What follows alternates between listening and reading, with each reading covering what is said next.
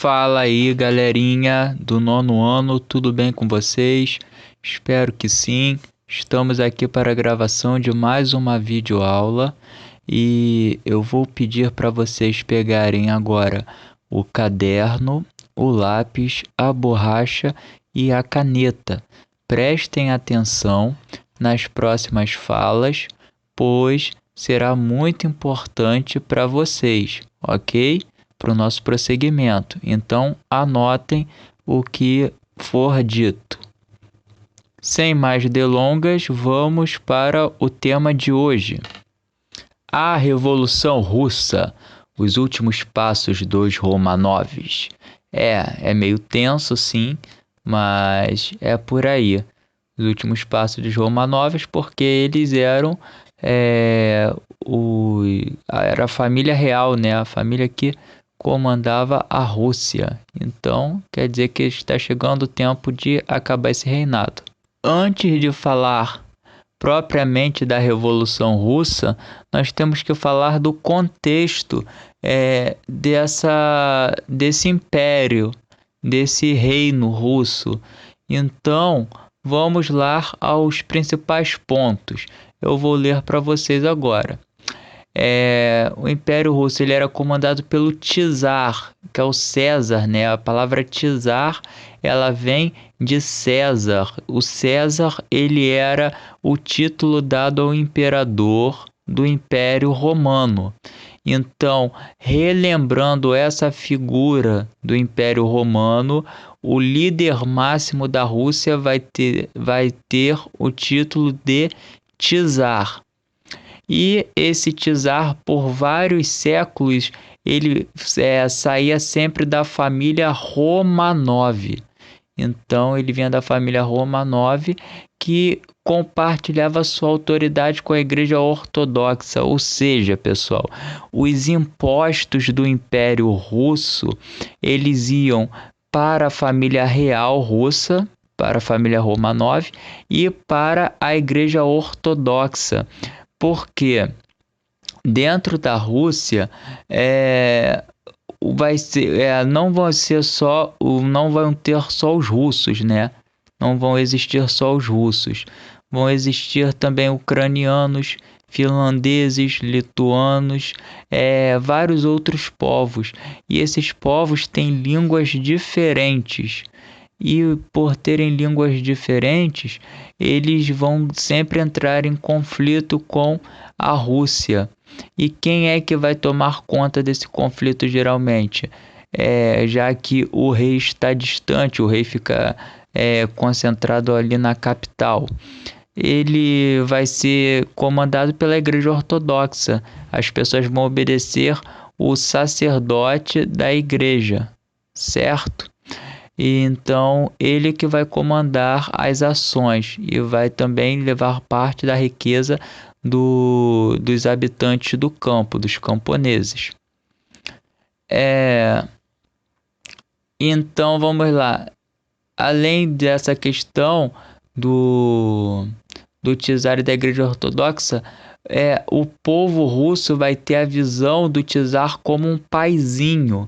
É a visão paterna de que o czar cuidava das pessoas, de que o czar era aquele protetor que estava cuidando do seu povo. Na verdade, não. Na verdade, o czar ele comandava a Rússia com mão de ferro, sentando o chicote mesmo nos camponeses, mas eles não acreditavam que o que os burocratas, o que os soldados faziam com o pessoal do campo era a ordem do rei, do czar.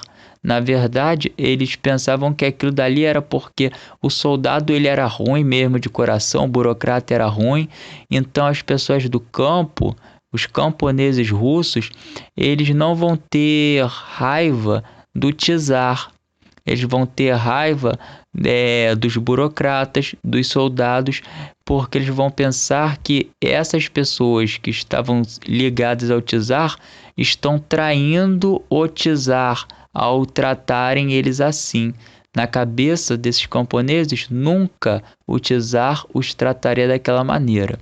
E por que eu falo tanto em camponeses? Porque o Império Russo ele tinha a sua economia baseada na agricultura. E no século XIX, o czar Alexandre II promoveu a industrialização da Rússia, contraindo empréstimos com a Inglaterra e a França. Principalmente é a industrialização conservadora. Então, pessoal, agora eu quero que vocês prestem atenção, porque esse panorama do Império Russo nos lembra muito o panorama que nós vimos no Brasil. Prestem atenção.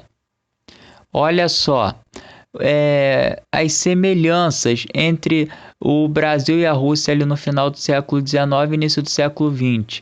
Ambos os estados possuíam grandes territórios e sua economia era essencialmente agrária durante o século XIX e início do século XX. Então, nesse período, tanto a Rússia quanto o Brasil, eles eram países que tinham territórios enormes, com dimensões continentais, e eles possuíam a sua essência agrária.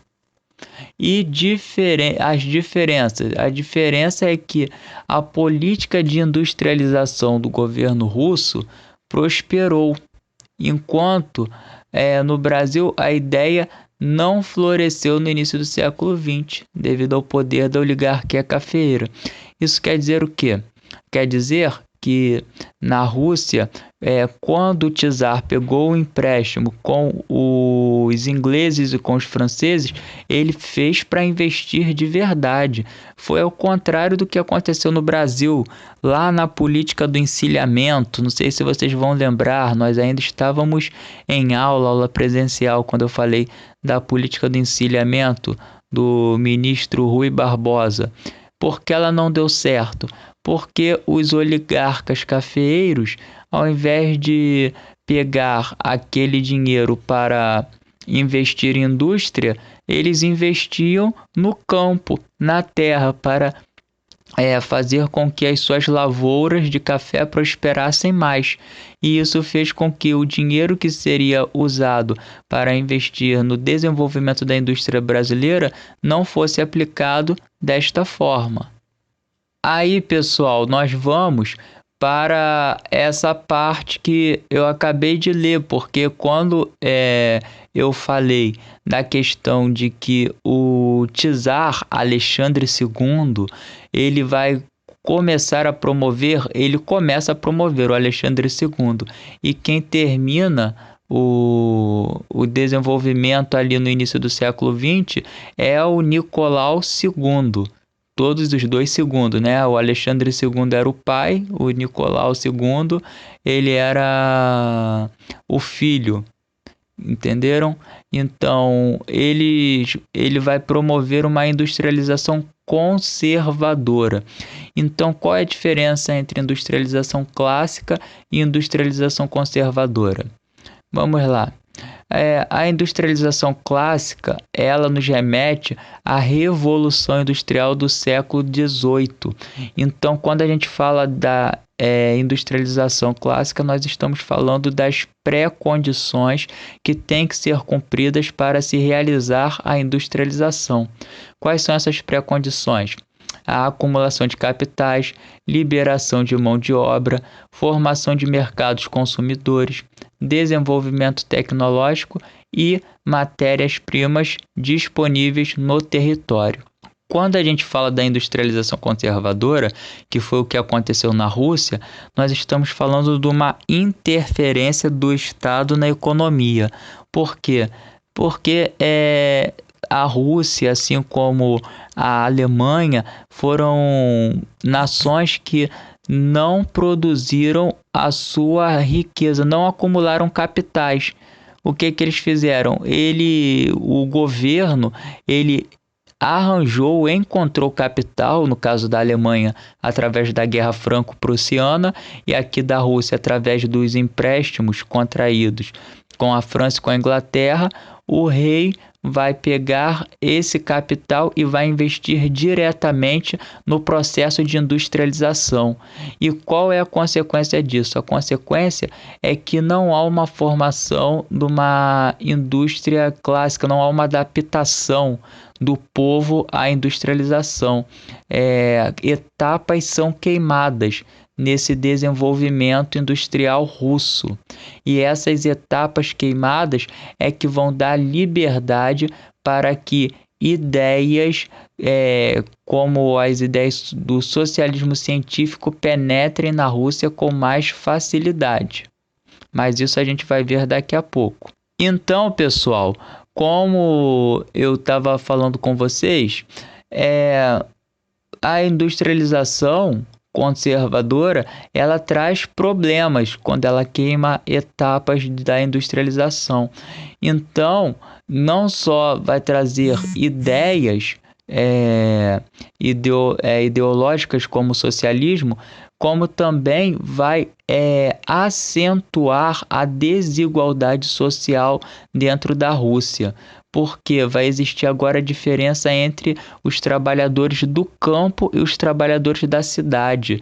E esses trabalhadores da cidade eles vão sofrer muito, porque as condições de trabalho desses trabalhadores russos é semelhante ao dos trabalhadores ingleses do século XVIII. É uma exploração absurda.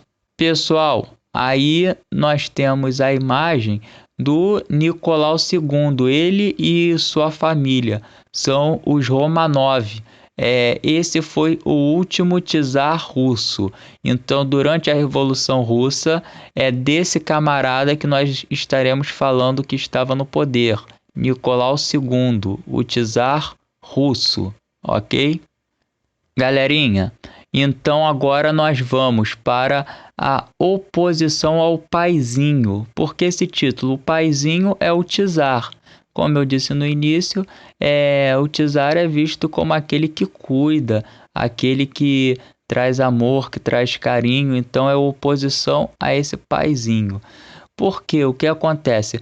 Lá nos centros urbanos, os operários, né, como eu disse anteriormente, eles estavam sofrendo com a exploração. E essa desigualdade fez com que essas ideias do socialismo científico promovidas por esse camarada aí, o Karl Marx, fossem prósperas dentro da Rússia, que fez com que elas florescessem dentro da Rússia. Então, o Karl Marx ele é responsável por escrever o livro O Manifesto Comunista. E neste livro, a ideia de Marx, junto com o seu amigo Friedrich Engels, é que os trabalhadores de todo mundo se unissem, criassem consciência de classe e tomassem o governo da mão dos poderosos, e a partir daquele momento quem governaria seriam os operários através da ditadura do proletariado. Assim, pessoal, as ideias da dupla Marx e Engels, elas começam a prosperar dentro dessa Rússia que está sofrendo com a exploração no meio urbano, quando os operários russos sentem na pele esse tipo de exploração. As ideias de Marx e Engels começam a querer ter vida no sentido de querer ser colocadas em prática. E qual é o grupo que vai querer colocar em prática as ideias socialistas de Marx e Engels? O grupo chamado o Partido Operário Social Democrata Russo.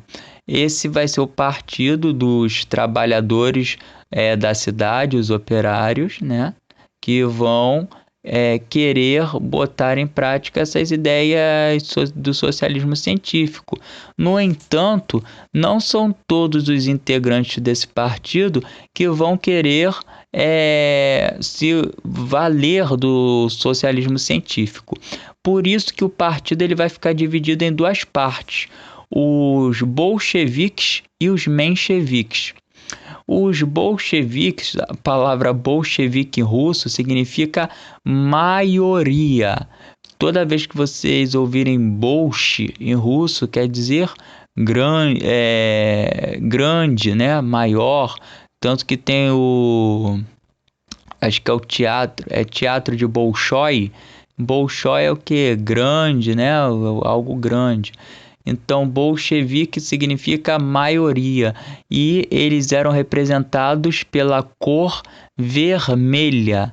E os mencheviques, significa minoria, eram representados pela cor branca. Os bolcheviques, eles eram liderados por Vladimir Lenin. Esse camarada carequinha aí é o líder dos bolcheviques, ele que vai liderar o discurso do socialismo científico inspirado em Marx e Engels dentro da Rússia. Enquanto isso, os mencheviques, eles eram liderados por Martov, e a ideia dos mencheviques era uma ideia voltada mais para o liberalismo, porque eles queriam tomar o poder, mas através das eleições, né, das eleições democráticas. E os bolcheviques, né, a maioria não, a maioria queria que o operário controlasse o governo na Rússia e que ele passasse a liderar, a governar o povo através das ideias socialistas. Pessoal, o cenário russo não era nada favorável ao czar. O imperador, né, da Rússia, ele já estava em maus lençóis desde o final do século XIX. E a cada dia ele pisava em mais ovos. No início ali do final do século XIX, início do século XX, o czar se envolveu numa guerra contra o Japão, a guerra pela Manchúria, pelo território da Manchúria, que fica ali perto da fronteira da Rússia, né, com a Ásia, entre a Rússia e o Japão. No entanto, o exército russo, ele era composto por camponeses que já estavam famintos, que não tinham treinamento para a guerra, que mal sabiam pegar numa arma. E os japoneses, eles simplesmente esmagaram o exército russo. Eles destruíram o exército russo na Guerra da Manchúria. E essa derrota da Rússia só fez com que a população ficasse mais pobre e que o salário dos operários diminuíssem nas cidades. E a revolta agora não seria só uma revolta dos operários das cidades, mas também dos camponeses, aqueles trabalhadores do campo. Por quê? Porque todos estavam sofrendo de igual forma. Os impostos aumentaram, a pobreza aumentou na Rússia, então todos estavam sofrendo naquele cenário. Assim, diante do cenário catastrófico, em 1905, uma comitiva de operários que ainda acreditava no czar como paizinho, naquele que cuidava, não, eu tenho que chegar até meu pai, eu tenho que reivindicar os meus direitos. Então, esses camaradas, eles reuniram suas famílias, escreveram uma carta para o czar e resolveram entregar essa carta pessoalmente ao czar Nicolau II em seu palácio de inverno em São Petersburgo. Só que houve um problema, pessoal. O czar, ele nem estava no palácio. O palácio, ele era controlado pelos soldados. Quem estava ali dentro do palácio, né, eles imaginando que era o czar, mandou atirar na população a sangue frio. A carta não chegou nem nas mãos do czar Nicolau II. E isso aí aconteceu em janeiro, né, 9 de janeiro de 1905, e janeiro na Rússia, o inverno está rigoroso. A terra, né, está branca de neve. Então, pessoal, a terra branca de neve se tornou vermelha, vermelha com o sangue das pessoas que foi derramado pelo exército real, pelo exército do czar. E a partir daquele momento, a visão que o povo tinha do czar como paizinho caiu por terra. Os passos dos Romanov estavam contados no poder. Era o gatilho que os bolcheviques precisavam para assim começar a Revolução Russa. Mas a sequência dessa aula a gente vê depois. Por hoje é só. Tchau, tchau.